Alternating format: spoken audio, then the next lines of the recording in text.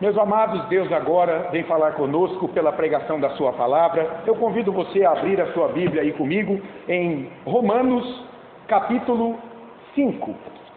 Carta do apóstolo Paulo aos Romanos, no capítulo 5. Nós temos meditado já nesta carta há algum tempo e vamos ver qual é a sequência dessa palavra aqui para mim e para você nessa noite. Também você que está aí acompanhando essas pregações pela internet, abra sua Bíblia aí em Romanos, no capítulo 5, versículos de 12 a 14 apenas. Deixa eu fazer o computador funcionar primeiro, que ele resolveu parar aqui. Isso acontece às vezes, não é?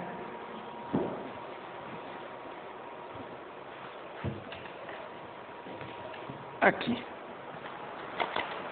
Deve ser pilha do mouse sem fio. Então vamos lá.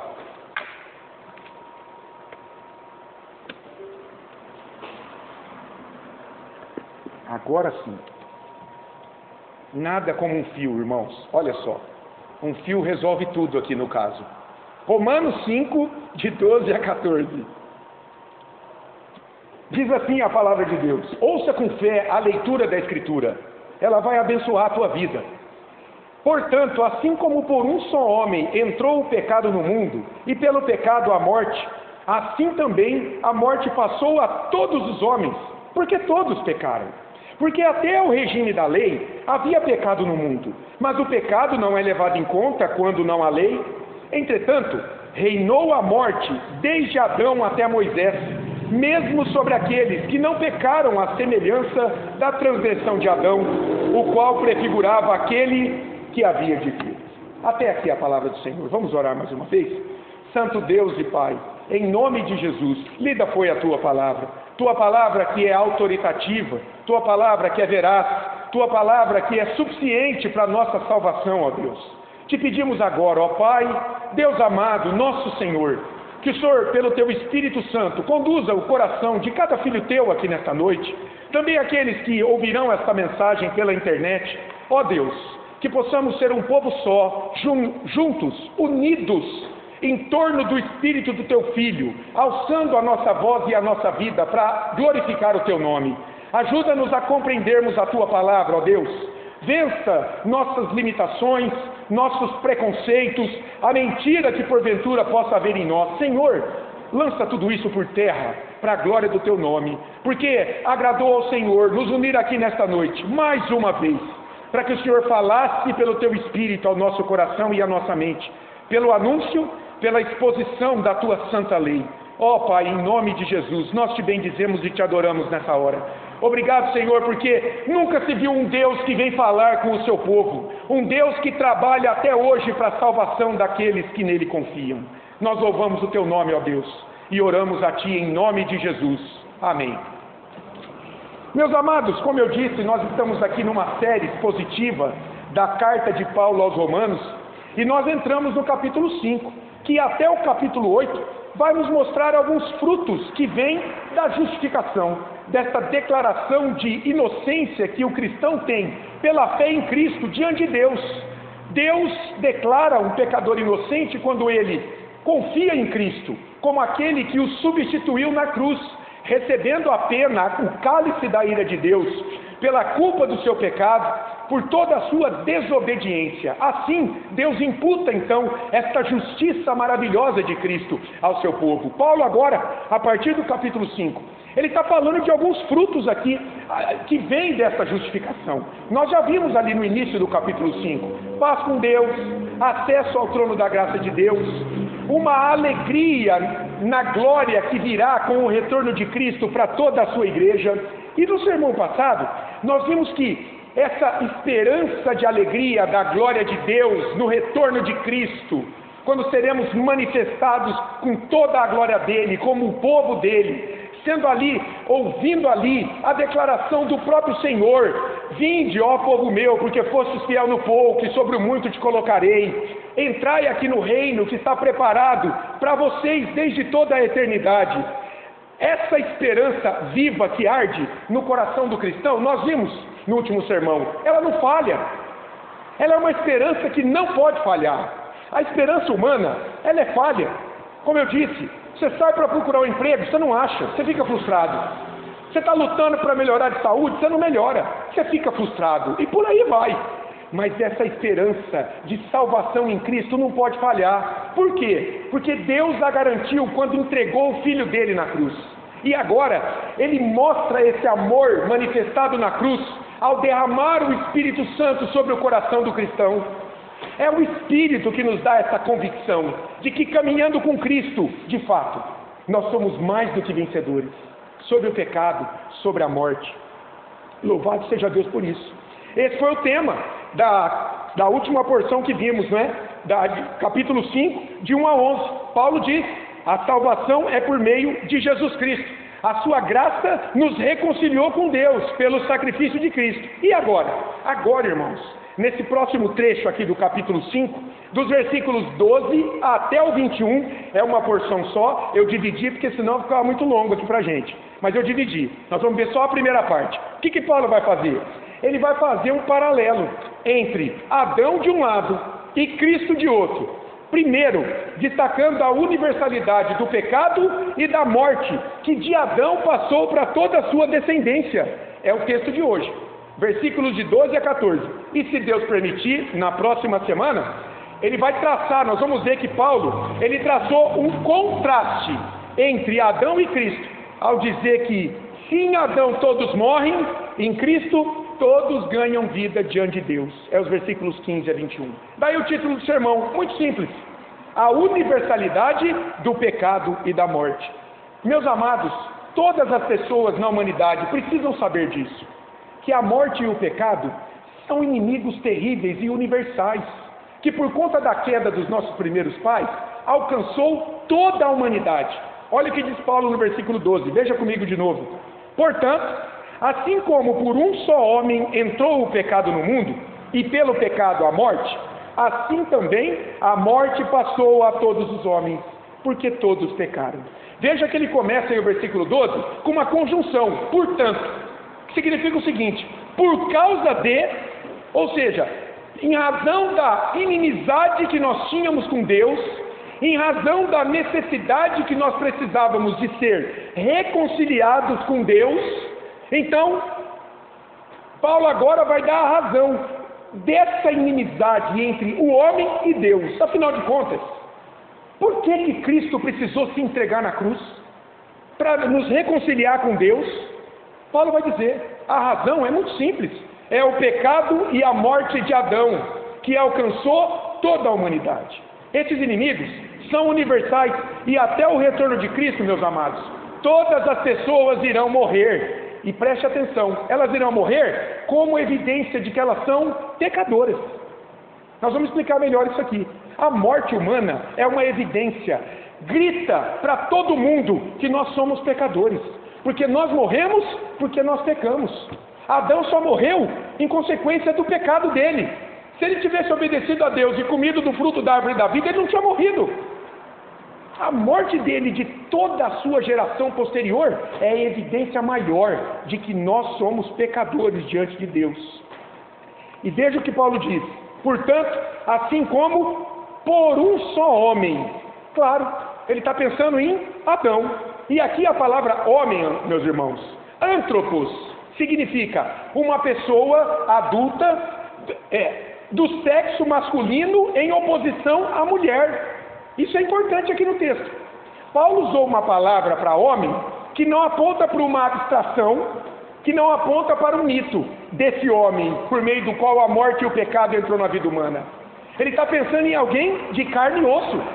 Ele está pensando em alguém Adão, em alguém como Adão, ou ele está pensando em Adão.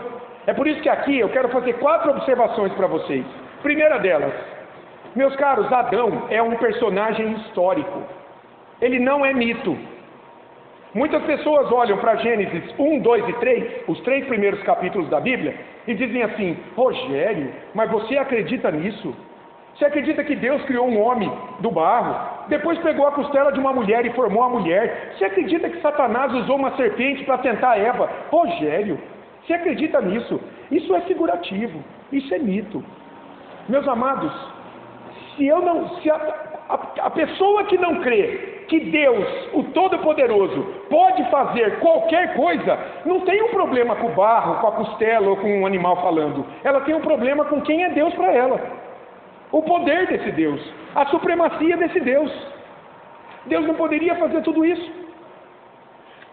Lucas, o evangelista, quando ele olhou para o primeiro ascendente na carne de Cristo, ele não viu Adão um mito ou uma abstração. Ele viu Adão como um homem. Está lá em Lucas 3:38.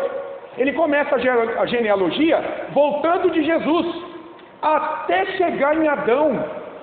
Cristo não era uma abstração, Cristo era um homem. Portanto, na mente de Lucas, Adão, de onde descende na carne Cristo, era um homem, como eu e você.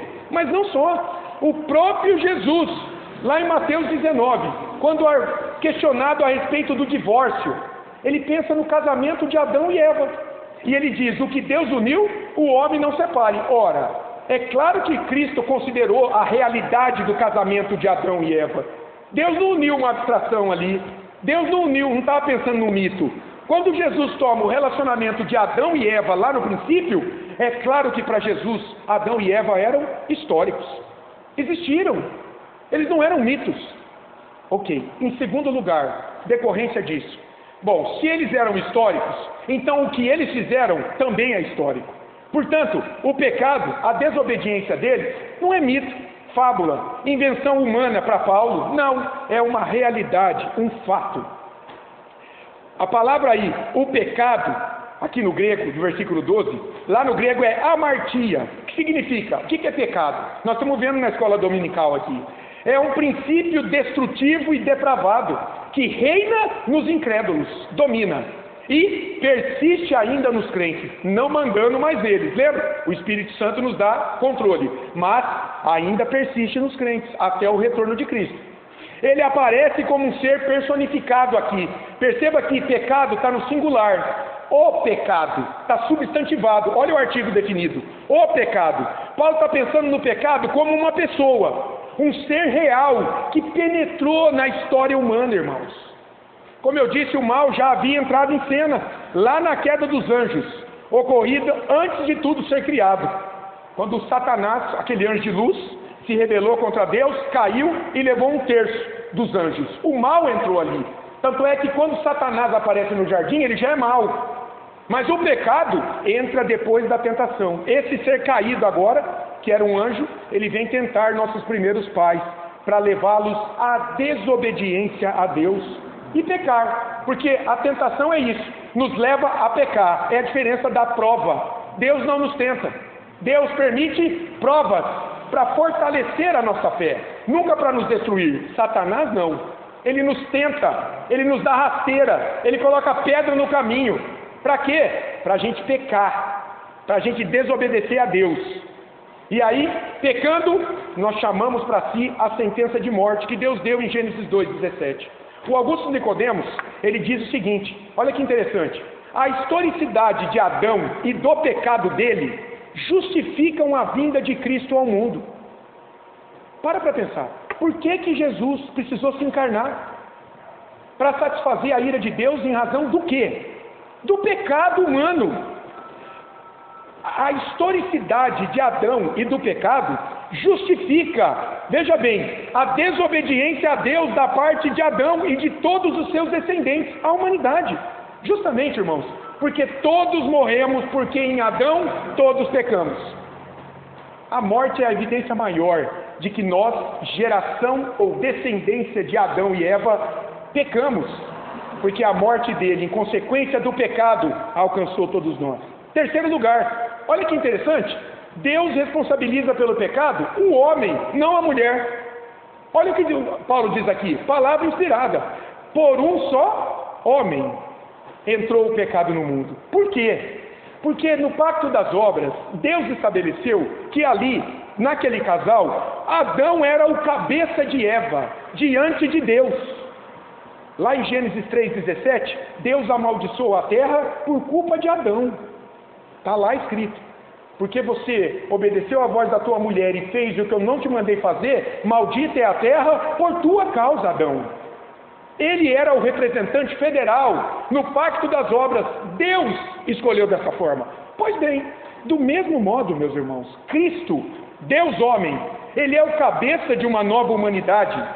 E nele, em Cristo, Deus julgou o pecado do seu povo para absolvê-lo de sua ira. Então, olha a coerência da Escritura, irmão. Se em Adão, o cabeça, todos morrem, de outro lado, em Cristo, o cabeça, todos vivem. Paulo vai falar isso em 1 Coríntios 15, 22.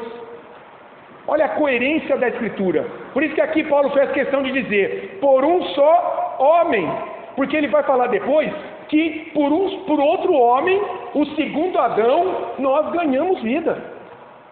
Impressionante isso. Em quarto lugar, uma última observação aqui. Deus é soberano sobre tudo. Mas preste atenção, o pecado é do homem. Isso aqui é um desafio para nós. Somos cheios de justiça. É a doutrina da soberania de Deus de um lado e a responsabilidade humana de outro. E eu gosto muito do texto de Lucas 22, 22. Jesus ali, de maneira muito clara, olha o que ele vai dizer. Lucas 22, 22 é um texto que ilustra essas duas doutrinas bíblicas, que é difícil demais da gente entender. Jesus está pensando em Judas Iscariotes. E a questão aqui é a seguinte: o fato de Deus ser soberano e ter entregue o Filho, elimina a culpa de Judas? Isso é a pergunta. Olha o que está dizendo Jesus, Lucas 22, 22. Porque o Filho do Homem, na verdade, vai segundo o que está determinado. Deus determinou. O Pai e o Filho, na eternidade, entraram num conselho da redenção, onde o Filho voluntariamente se ofereceu como um cordeiro para salvar parte da humanidade que cairia. O Filho fez isso. Soberania de Deus. Jesus está dizendo, não tem jeito. Eu vim para ir para a cruz. Ok? Agora, olha, depois da vírgula. Mas, ai daquele por intermédio de quem ele está sendo traído. Ora, e agora? Se Deus determinou e é soberano, por que Judas Iscariotes vai responder?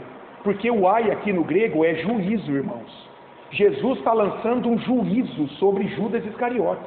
Ai dele que vai me entregar para os romanos para eu ser crucificado. De um lado, soberania de Deus. De outro lado, responsabilidade de Judas. Uma não elimina a outra. Isso aqui é importante. Por meio da queda de Adão, toda a descendência dele herdou a culpa e a corrupção de uma natureza pecaminosa. Não há inocentes sobre a terra. Não há. Somente pecadores culpados e corrompidos em seu coração. Porque a raça humana estava incluída em Adão. Deus determinou que fosse assim. Ele foi colocado como representante federal no pacto das obras diante de Deus. E olha que interessante. Há uma construção aqui no texto que aponta para esse paralelo. O que aconteceu com Adão, acontece com a sua descendência. É essa expressão aqui, ó, assim também. Olha o 12. Portanto, assim como por um só homem entrou o pecado no mundo e pelo pecado a morte, agora, assim também. Paulo vai dizer aqui que aconteceu algo paralelo com a descendência deles. Assim também estabelece o paralelo entre o que aconteceu com Adão e o que se passa com a sua descendência. E o que é? É que o pecado e a morte entrou na história humana. Entrou na vida de Adão e Eva primeiro, e depois passou para a sua descendência. Passou para toda a história humana. A morte dos primeiros descendentes de Adão e Eva, irmãos, é prova de que o pecado havia entrado e com ele a morte. Se você olhar lá em Gênesis capítulo 5, você vai ver 8 vezes escrito assim, ó, fulano viveu tanto tempo, fez coisas e morreu. Descendência de Adão. Está lá escrito 8 vezes. Viveu e morreu. Portanto, logo depois da queda. Isso já está escrachando para todo mundo que a morte é companheira, é consequência do pecado. Eles é um parzinho, são inseparáveis. É o salário do pecado, de Romanos 6, 23. Porque, irmãos, Deus é justo. Ele disse em Gênesis 2,17, quando você me desobedecer, você vai morrer. E morreu mesmo. Agora, em que consiste essa morte? As pessoas falam da morte, mas que morte é essa? Veja, ela tem 3 aspectos. Primeiro, é uma morte espiritual, é uma perca de comunhão com Deus. E a gente vê isso logo depois do pecado. Homem e mulher pecam, se escondem de Deus que veio conversar com eles no jardim, eles ficam com medo, se escondem.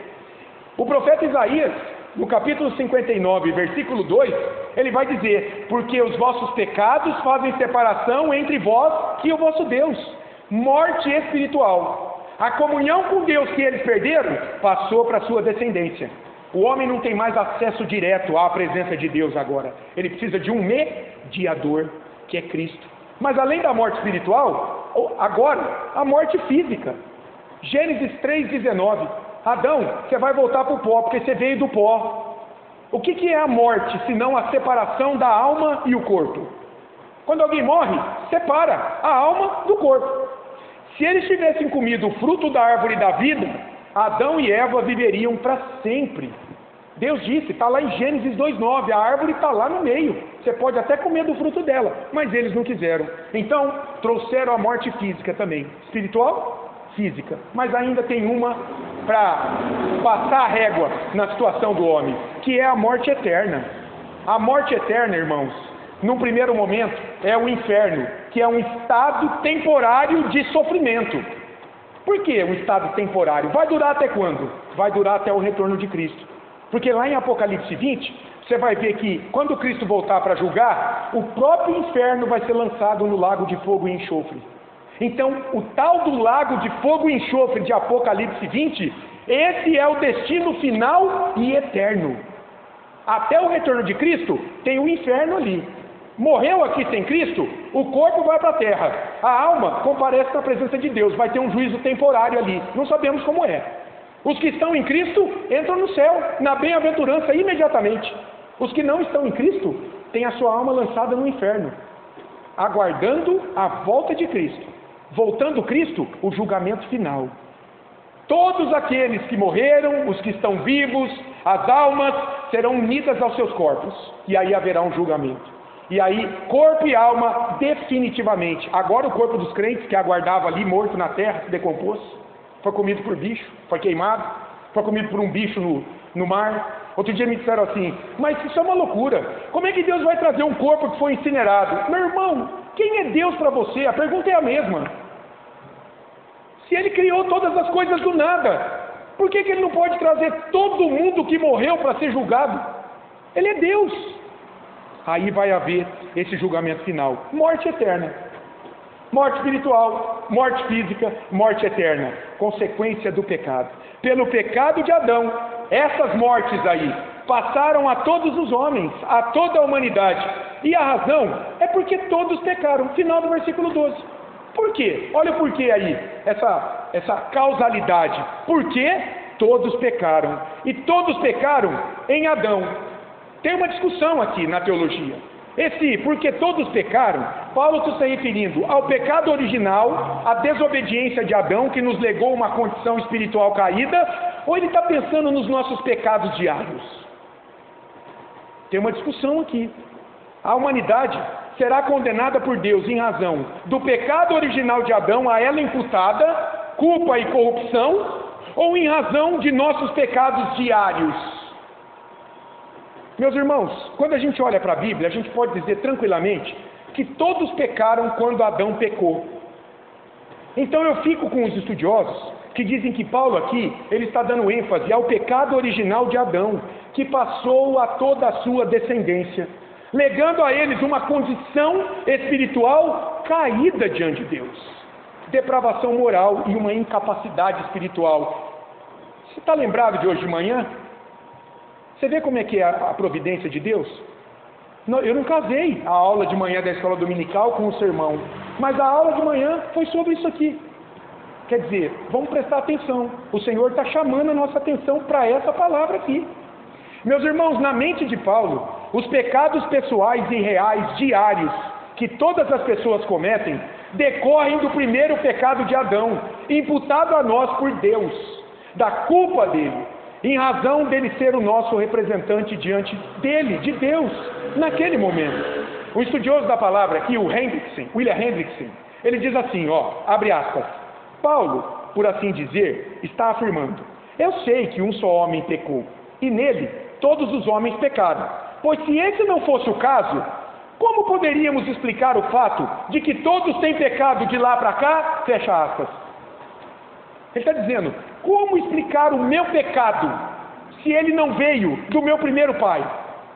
Como explicar a minha rebeldia diante de Deus? A quebra da lei de Deus? Da onde veio isso?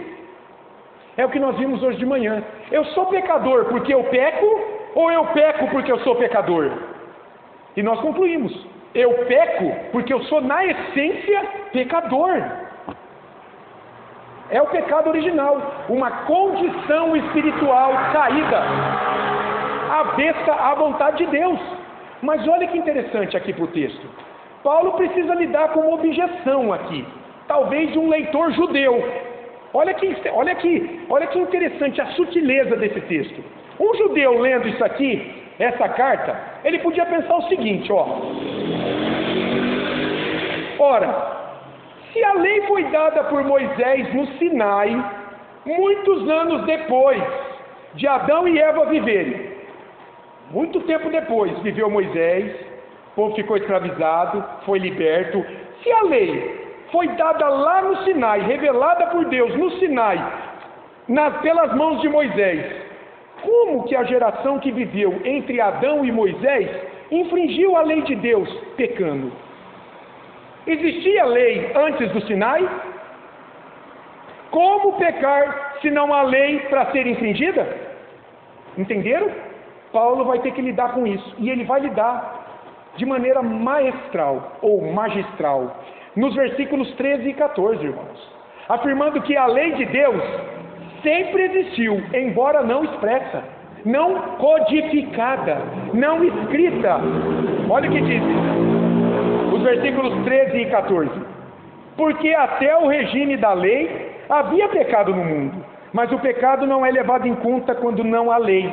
Entretanto, reinou a morte desde Adão até Moisés, mesmo sobre aqueles que não pecaram à semelhança da transgressão de Adão, o qual prefigurava aquele que havia de vir. Vamos entender isso aqui que é importante. O que Paulo está dizendo aqui, meus amados irmãos? Havia pecado no mundo até a lei ser codificada no Sinai? Claro que havia.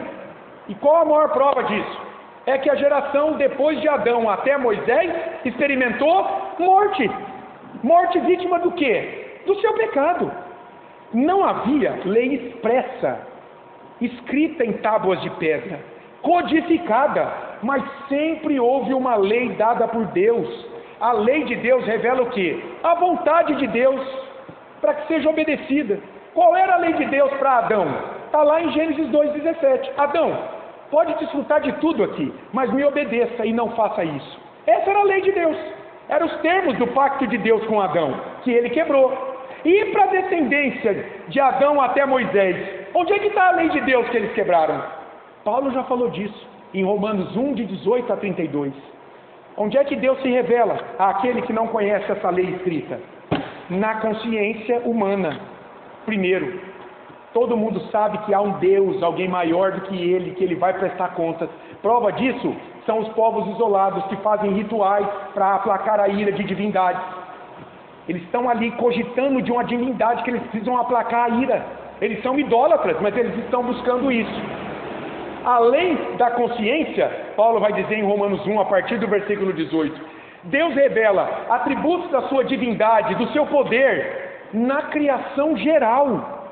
Ali Deus se mostra. E o que faz o homem diante dessa revelação da lei de Deus? Ignora-o, suprime esse Deus e coloca um ídolo no seu lugar. Portanto, a lei sempre existiu na consciência e na criação. E sabe qual é a prova disso? Olha só que interessante isso aqui. Vamos pensar na morte física da descendência de Adão, que a gente viu em Gênesis capítulo 5, antes da lei ser dada no Sinai por Moisés. Essa geração toda não morreu antes do Sinai? A morte não é consequência do pecado? O pecado só não existe porque ele transgride a lei de Deus? Então existe uma lei até o Sinai, porque senão não haveria pecado e não haveria morte como consequência do pecado. Acompanharam o raciocínio? Olha a tríade da condenação: lei dada, pecado que a transgride e morte. Paulo diz no versículo 13 que o pecado aqui o pecado é como ato, ou seja, a mente, as emoções, a conduta que infringe a lei divina. Esse pecado, ele está dizendo aí que ele não foi levado em conta, e a gente precisa entender em que sentido. Não foi levado em conta antes de Deus dar a lei expressa. Ele não foi imputado, creditado na conta da geração que viveu antes do Sinai. Agora veja, não foi levado em conta por Deus de modo formal. Por quê? Porque não havia uma lei expressa para eles desobedecerem. Mas Deus tomou em consideração. Por quê? Porque morreu aquela geração. A prova cabal aqui, incontestável, de que o pecado de Adão era real, existiu, passou para toda a sua descendência, antes mesmo da lei ser formalmente escrita por Moisés no Sinai. É a morte das pessoas antes da vinda da lei. Paulo explica isso no versículo 14. Entretanto, reinou a morte desde Adão até Moisés, mesmo sobre aqueles que não pecaram à semelhança da transgressão de Adão, o qual prefigurava aquele que havia de vir. Paulo está dizendo que sobre essa geração anterior ao Sinai, a morte reinou. E aqui o termo é, governou como um rei, um soberano absoluto sobre toda a raça humana. Mesmo sobre aqueles que não pecaram à semelhança de Adão. O que ele está dizendo, está querendo dizer com isso aqui? Adão pecou de que forma? Descumprindo um mandamento expresso. Deus havia dito para ele, não faça isso, e ele fez. E essa geração que veio depois de Adão até o Sinai? Paulo está dizendo, eles não pecaram dessa forma, porque não havia uma lei expressa para eles. Mas eles pecaram? Claro que pecaram. Você quer ver alguns exemplos? Lá em Gênesis capítulo 4, Caim mata Abel, certo? Já existia o mandamento? Não matarás? Mas ele matou. Onde é que estava isso que ele infringiu? Estava na lei, da consciência, do coração dele. Outro exemplo, a geração antes do dilúvio. Gênesis 6, 5. Deus olhou e viu que era mal todo o propósito do coração humano. Quebraram todos os mandamentos. Onde é que estavam esses mandamentos? Na lei que estava no coração daquela geração. Não precisava ter nada escrito. E a destruição de Sodoma e Gomorra? Qual foi o pecado principal lá de Sodoma? Sodomia. A palavra sodomia vem de Sodoma. O pecado principal foi a prática do homossexualismo, porque sodomia é a relação entre dois homens, um ativo e um passivo. Que mandamento eles quebraram ali para Sodoma ser destruída? Não adulterarás, porque todo ataque à família é uma quebra do mandamento, não adulterarás. Mas ainda, e Esaú, irmão de Jacó, que vendeu o seu direito de primogênito por um prato de lentilha. Que pecado que ele cometeu e perdeu o direito à primogenitura? Não cobiçarás. Mas não tinha ainda o mandamento, lá de Êxodo 20, mas estava no coração. Entenderam? Não precisou de lei formalmente escrita para essa geração anterior pecar e ser condenado? Toda essa geração anterior à lei de Moisés pecou. Agora, Paulo está dizendo, não igual a Adão, porque ele pecou descumprindo um preceito formal da lei que Deus havia dado. Mas essa geração pecou ao desobedecer a Deus, na lei gravada em seus corações. Prova, meus irmãos, de que eles pecaram é que eles morreram. Paulo está deixando claro isso. E aqui uma expressão que gera polêmica, assim, em muitos estudiosos. No final do versículo 14, ele diz que Adão prefigurava aquele que havia de vir. Ele está dizendo, Adão era um tipo de Cristo. Ele se assemelhava a Cristo. Ele, de alguma forma, antecipava a vinda de Cristo, sendo uma figura dele. Agora eu pergunto para vocês, como que Adão pode ser semelhante a Cristo? Como que Adão prefigura? É figura, imperfeita, é um tipo de Cristo que viria. É muito simples, irmãos, no contexto. Paulo está dizendo que em Adão a humanidade mergulhou em miséria e condenação diante de Deus, de um lado. E em Cristo, parte da humanidade redimida por ele alcança perdão, reconciliação e vida eterna. Paulo vai dizer em 1 Coríntios 15, de 21 a 22, que se em Adão todos morrem, em Cristo todos são ressuscitados dos mortos. Em Adão todos morrem, em Cristo todos são vivificados, reconciliados com Deus. Então, a semelhança aqui entre Adão e Cristo é muito simples. É que assim como Adão comunica a sua descendência como cabeça dela o pecado e a morte, Cristo comunica a sua descendência a uma nova humanidade, perdão, reconciliação, vida eterna. Que coisa maravilhosa, entenderam? Por isso que ele prefigurava Cristo. Ele, cabeça de um povo, lançou esse povo na lama, apontava para aquele que viria como cabeça de uma nova humanidade e salvaria. Nesse sentido, ele era uma figura de Cristo. É nesse aspecto, irmão, que Adão prefigura, é exemplo de Cristo que viria. Em Adão veio a morte, mas em Cristo a vida. São dois cabeças, dois líderes, dois representantes de duas humanidades, por assim dizer, duas linhagens diante de Deus. Lembrando de Gênesis 3,15, a linhagem da serpente de um lado, cabeça Adão. A linhagem do descendente da mulher de outro lado, cabeça Jesus Cristo. Paulo vai falar dessa nova humanidade lá na carta aos Efésios. John Stott, quando tem um livro que ele interpreta a carta aos Efésios, ele chama o livro de Uma Nova Humanidade em Cristo. Ele vê os capítulos da carta de Paulo aos Efésios assim: Deus em Cristo está criando um novo homem, uma nova mulher, um novo cabeça, um novo corpo, um novo povo, uma nova humanidade. Que coisa impressionante, meus irmãos. A Bíblia ela é muito clara quanto à existência de duas linhagens na história humana, que tem dois cabeças sobre ela. Nós precisamos entender quais são os cabeças. De um lado Adão, de outro lado Cristo. Como eu disse, Gênesis 3,15, descendência da serpente e descendência da mulher, filhos do diabo e filhos de Deus. Isso é seríssimo, irmãos. O apóstolo João, na primeira carta, no capítulo 3, de 7 a 10, ele vai dizer o que distingue os filhos do diabo e os filhos de Deus. Qual é o peso, a medida que os distingue? Qual o critério? É aqueles que vivem na prática do pecado. Não os que pecam, os que vivem na prática.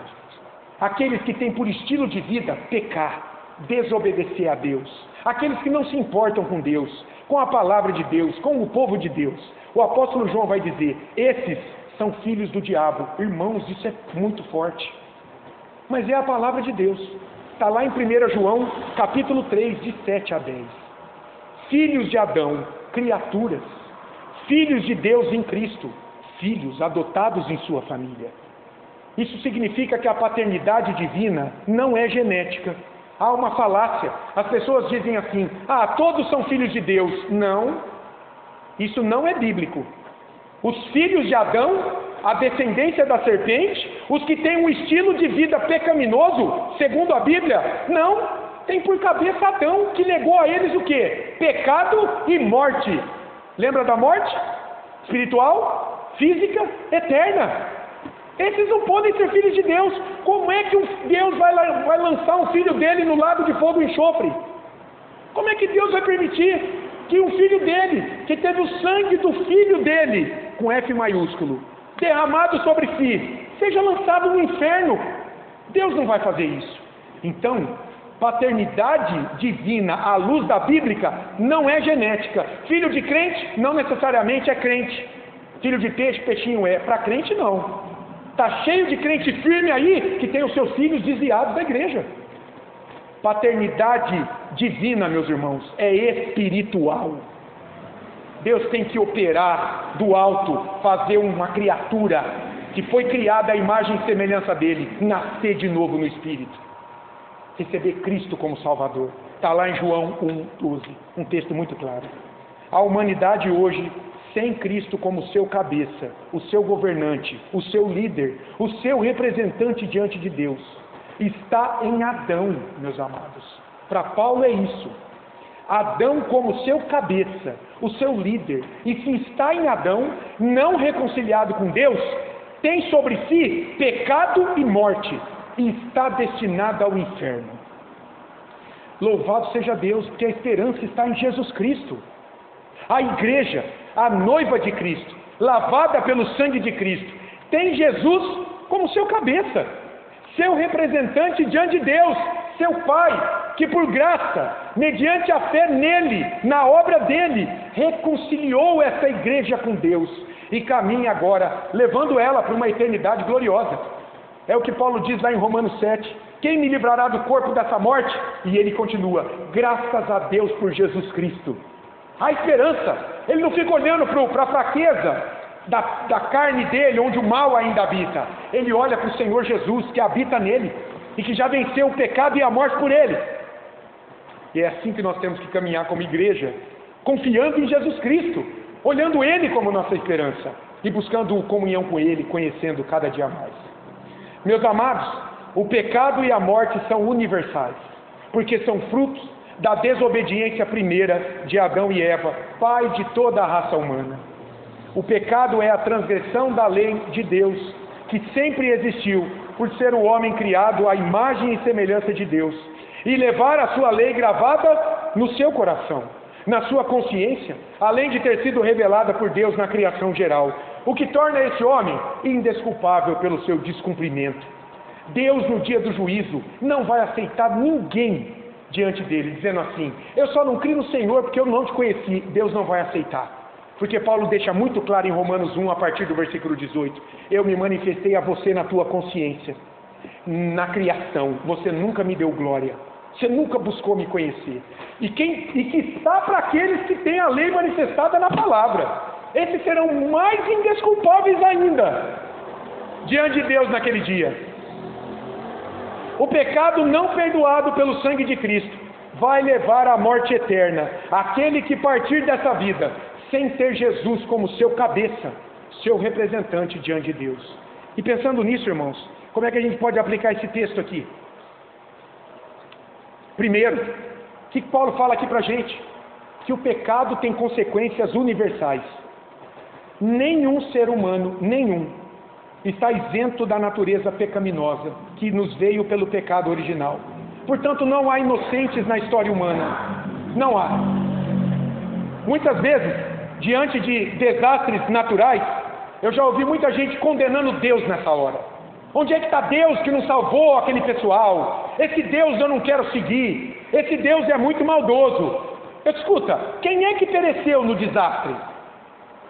Foram inocentes diante da lei de Deus? Nenhum. Mesmo que aprovado diante dos homens. Todos os que pereceram por conta do seu pecado, porque a consequência do pecado é a morte, de uma forma ou outra. Agora, e os crentes que morreram ali? Eles estão na presença de Deus, meus amados. Sabe qual é o melhor estágio para um crente? É ser convertido e morrer imediatamente. O reverendo Hernandes diz isso. Qual é o melhor estágio na vida de um cristão? O que seria o ideal? Você se converte a Cristo e Deus te leva para o céu imediatamente. Acabou toda a dor, toda a provação, toda a tentação, toda a frustração, todo o sofrimento, toda a amargura. Acabou! Morreu aqui, você está glorificado diante do Pai. E o teu corpo vai aguardar o retorno de Cristo sem sentir mais nada. Está esperando lá. Portanto, os crentes que morreram no desastre estão na presença do Senhor. E os ímpios que morreram? Eles morreram porque Deus quis? Deus nunca quis a morte do pecador. Ezequiel 18 vai dizer isso. Antes que ele se arrependa e viva. Alguém quis se arrepender e viver? Ninguém. Foram assolados pela morte em razão de seus pecados.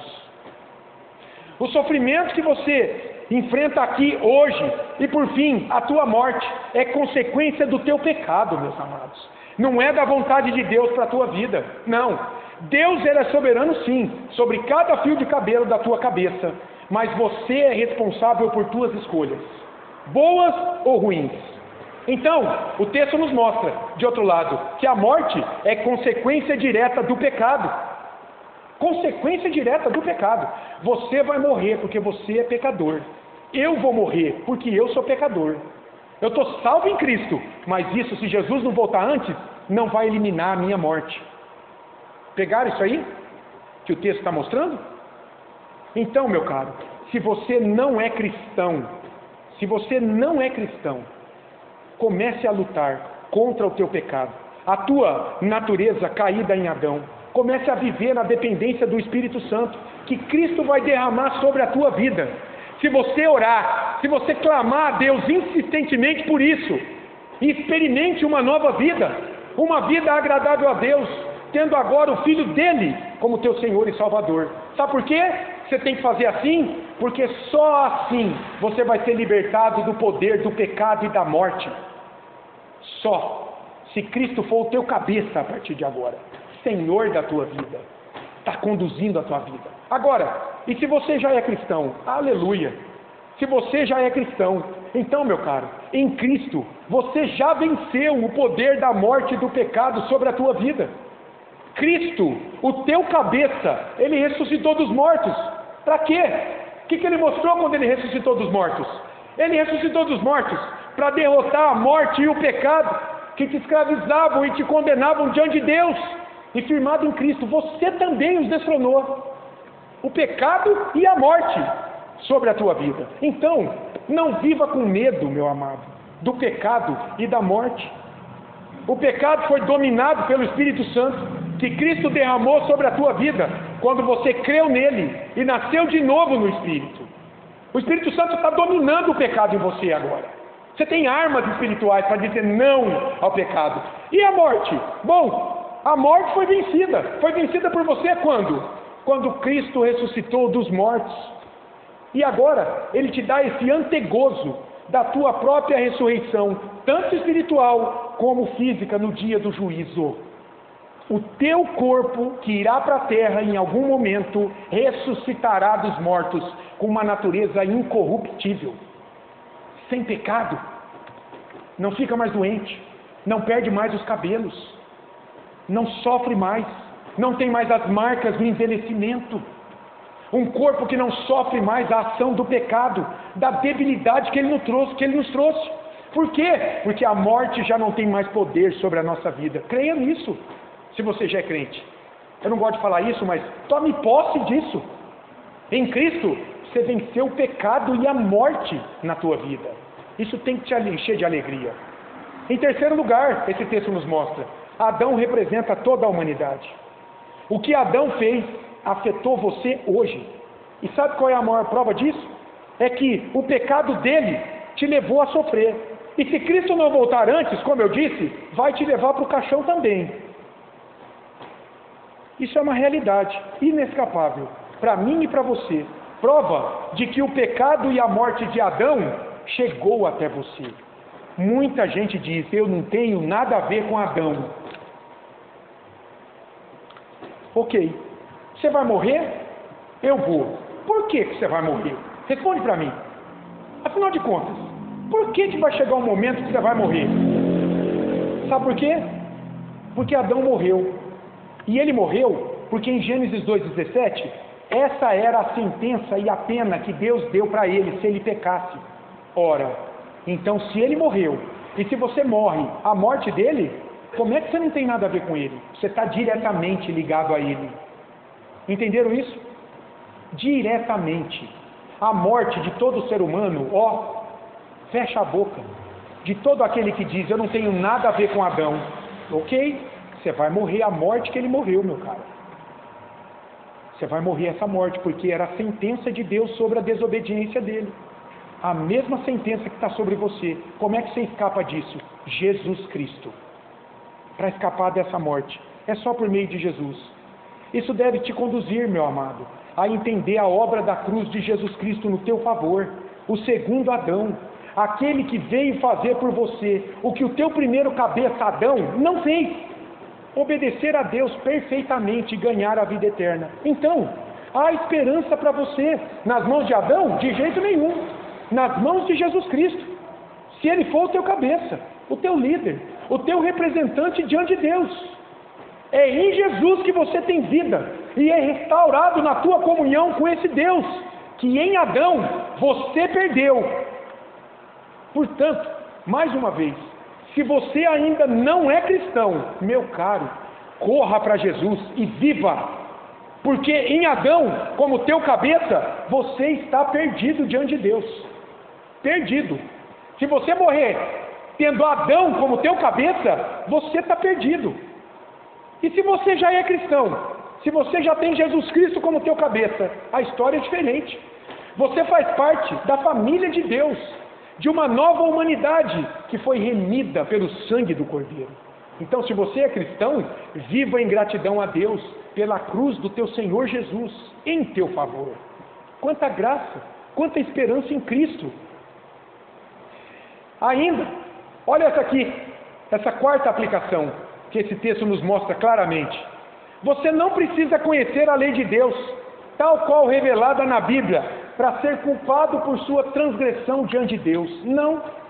Por que isso aqui é importante? Talvez você diga assim, eu já vi em filmes isso. Não é justo Deus me julgar e condenar por uma lei que eu não conheço. Não é justo. Sabe por que isso aqui não cola? Porque a lei de Deus está gravada aonde? Na tua consciência e na revelação geral, onde Deus manifesta o seu poder, a sua pessoa, atributos como a sua divindade, a sua bondade, criatividade, majestade, domínio. Portanto, você sabe que existe um Deus e que Ele tem uma vontade para ser obedecida, que você não quer obedecer. Você desobedece Deus conscientemente. Quando você decide pecar, desobedecer a lei desse Deus, você o faz porque justamente você conhece o mandamento que você descumpre. Lembra da geração antes do Sinai? Que pecou, quebrando os mandamentos que Deus deu depois por meio de Moisés. Por que quebrou?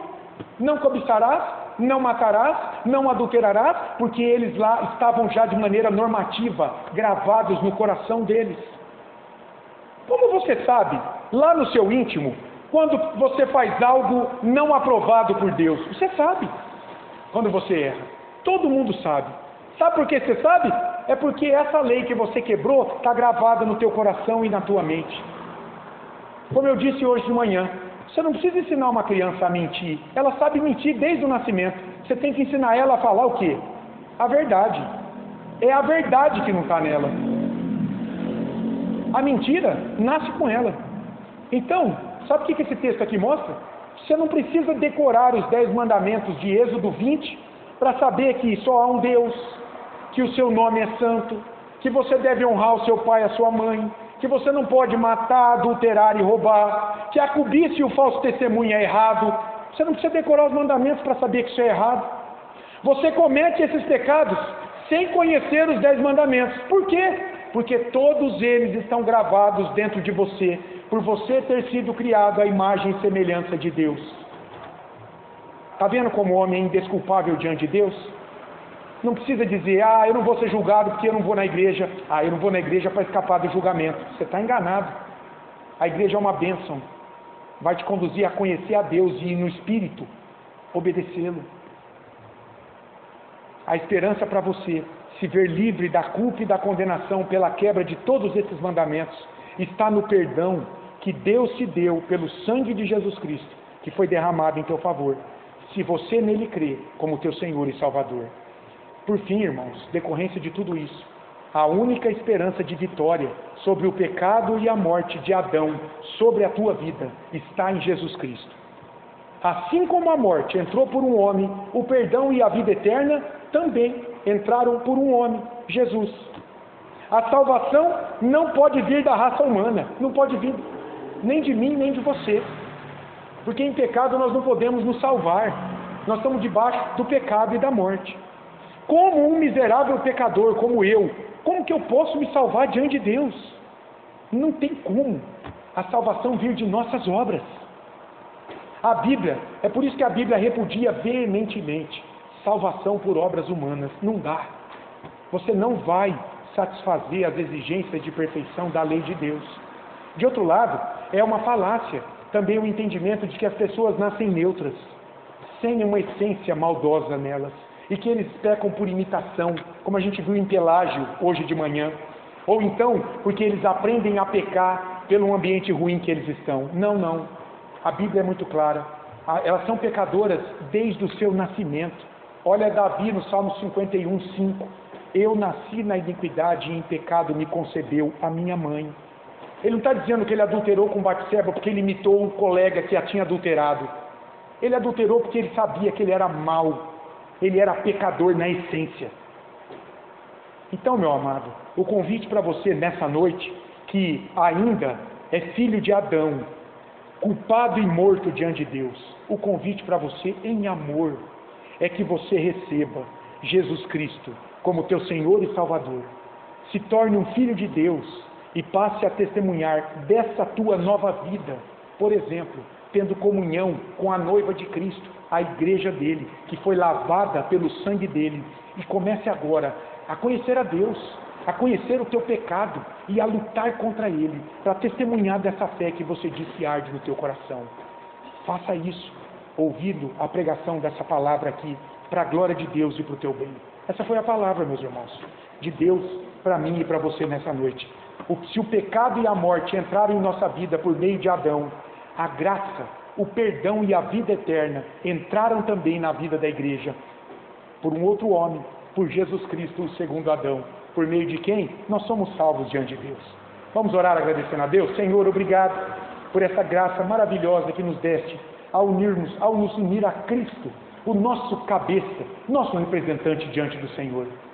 Ó Deus, que teu Espírito Santo possa nos dar cada dia mais gratidão por essa salvação. Ajuda-nos a testemunharmos diante de um mundo que não te conhece, dessa salvação que nos deste em Cristo Jesus. Ó Senhor, se há alguém aqui nesta noite, se há alguém aqui que vai participar da oitiva depois desta pregação aqui pelo canal da nossa igreja no YouTube, que ainda tem Adão como seu cabeça, que ainda não tem Cristo como seu Senhor, Senhor, leva essa vida ao arrependimento dos seus pecados, e que ele possa crer em Cristo e assumir Cristo em sua vida como seu líder, como seu governador, como seu cabeça, para que, ó Deus, haja esperança nova nesta vida, para que de fato, Senhor, brote a alegria da salvação nesse coração, e que no dia em que o Senhor o chamar para prestar contas de seus pecados, de sua vida diante do Senhor, que ele tenha aquela plena convicção de que ele foi perdoado de toda a culpa diante do Senhor, porque a culpa dele foi imputada na cruz de Cristo como seu cabeça. Faz isso, ó Pai, para a glória do teu nome nessa vida, e fortalece a vida da tua igreja, que já caminha confiando em Cristo como seu cabeça. Ajuda-nos, ó Pai, lança de nós todo o orgulho, toda a soberba, porque foi graça, foi soberana graça, um favor imerecido do Senhor para as nossas vidas, ao nos salvar em Cristo. Ó Deus, que essa gratidão pela salvação preencha o nosso coração cada dia mais, e que possamos viver para a honra e glória do teu nome. Ah, Senhor, oramos em nome de Jesus. Amém. Amém, meus irmãos.